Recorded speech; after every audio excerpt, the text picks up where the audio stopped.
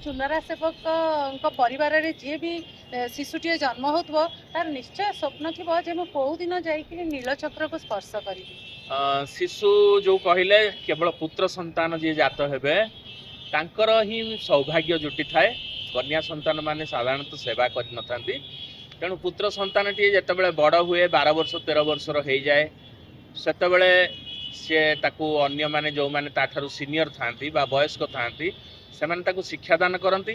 आउ तांकर बापा माँ जे परिवार परिजन सी भी चाहती पिलाटी जेते शीघ्र चढ़िबो से गोटे भागारी भाई परिगणित हम एवं ता द्वारा आर्थिक स्थिति तांकर सुदृढ़ हम कहीं गोटे दिन पाली खटिले साधारणतः आजिका दिन में पाखापाखि 60 ରୁ 70 हजार टंका रोजगार गोटे दिन में प्राप्ति है।